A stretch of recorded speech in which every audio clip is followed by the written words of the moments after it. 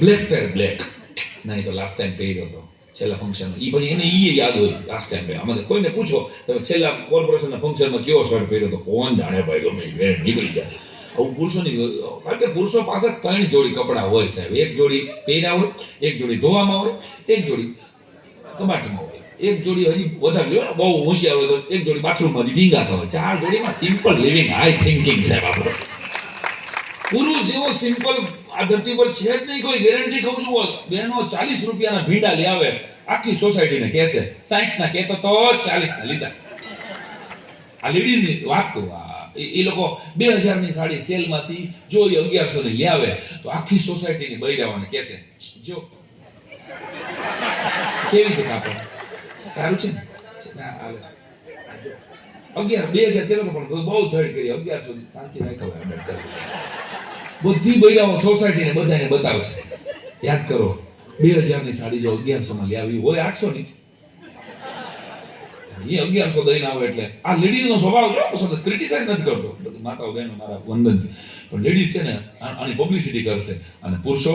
2,500 ની બોટલના 2 પેક પીધા હોય ખબર શું પડે સાહેબ કોઈ મિત્રો આને કહેવાય અભ્યાસ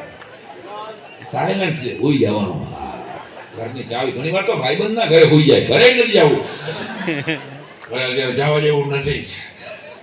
કારણ તો કે મારે ઘરે જઈને લેક્ચર સાંભળવું પડશે આખ્યાન સાંભળવું પડે એના કરતાં હું હોઈ જાઉં રાતે 2:30 વાગે એક ભાઈ લેપટોપ ઉપર કામ કરતો હતો એટલે ઘરવાળી કે હોઈ જાવ જાણે મને શું કામ કરવા દે ને મને એ કે હવે તમે શું કરો તો હું લેપટોપમાં કામ કરું છું નોકરીનું એ કે મારી બેગ ખોલીને બેઠા હતા તમે અટાણે તો ફૂલ નશામાં છો એ બેગ નથી લેપટોપ નથી મારું બેગ છે કે હવે હોઈ જાવ છાના મોના કહેવાનો અર્થ નશામાં ગોટે ચડી ગયેલા માણસો પતિ પત્નીની વાત નીકળી છે પુરુષો અને સ્ત્રીઓ એટલે ભીનો ટુવાલ તમે દોરી ઉપર સૂકવી દેતા હો તો તમે પરણેલા છો સાંજે તમને પૂછવામાં આવ્યું હોય અને છતાં એ મેનુ ન બનાવવામાં આવ્યું હોય અને છતાંય તમે મૂંગા મોઢે ખાઈ લ્યો છો તો તમે પરણેલા છો કારણ કે બહેનોને ખબર છે કે જ્યારે શાક બોગસથી હોય ને ત્યારે પુરુષો છે ને અથાણું માગે છે અથાણું લાવ ને જરા એટલે ખાઈ લે એટલે પોતે બહાર જઈને પછી બીજા વડાપાઉં ખાઈ લેશો ધીરે આને કાંઈ કેવું જ નથી એટલે જેના ઘરમાં અથાણા માગે છે ને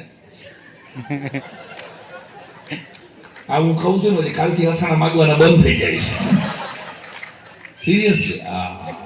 આપણે કહેવાય કે મોટી ભૂખ જેવું શાક બનાવ્યું છે આપણે અથાણા લાવ એટલે મીઠું વધારે પડતું મીઠું જ્યારે પડ્યું હોય શાકમાં કે દાળમાં ત્યારે આ વખતે મીઠું જ ખારું આવ્યું છે આવું કારણ તમારે સ્વીકારવું પડે છે તો તમે પરણેલા છો કામવાળીના સમય ટાઈમ ટેબલ અનુસાર તમારે જમી લેવું પડે છે તો તમે પરણેલા છો તમારી વસ્તુઓ ખોવાઈ જાય ત્યારે તમે જ આવું ભૂલકણા છો આવું તમે માનવા માંડ્યા છો તો તમે પરણેલા છો તમારામાં આવું મેચિંગ સેન્સ જ નથી આવું લેબલ તમે સ્વીકારવા માંડ્યા છો તો તમે પરણેલા છો તમને કશી વ્યવહારની ખબર જ નથી આવું હવે તમે વિચારવા માંડ્યા છો તો તમે પરણેલા છો અને તમે વાપીથી મુંબઈ જતા હો કાં તો વાપીથી અમદાવાદ આવતા હોય તમારી પાસે નેવિગેશન હોય આમાં લખેલું કે આ કઈ જગ્યાએ જવાનું છે અને છતાંય જે બાજુમાં જીવતું જાગતું નેવિગેશન બેઠું હોય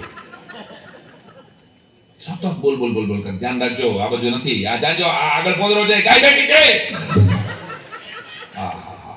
યાદ કરો જેટલા આપણે મને તેમ થાય છે કે લેડીઝ બાજુમાં બેઠા હોય ને જ્યારે વાઇફ બેઠા હોય ત્યારે બેલ્ટ આમને બદલે આમ હોવો જોઈએ સિરિયસલી અને આ ફોટાવાળા વિડીયોવાળા આ બધું તો હવે આવ્યું ને સાહેબ યાદ કરો એક સમયે 40+ ની જેટલી પેઢી બેઠી છે આખી એના જમાનામાં લગ્ન થયા ત્યારે એક કેમેરા વિડીયોની માંડ શરૂઆત હતી પણ બહુ સારા લગ્ન હોય તો વિડીયોગ્રાફર આવતા બાકી ફોટાવાળા કોડાક કેમેરામાં ખબર છે પાડી જતા રોજ દોરાવા જાય પછી અંધારિયા રૂમ હોય એ બધું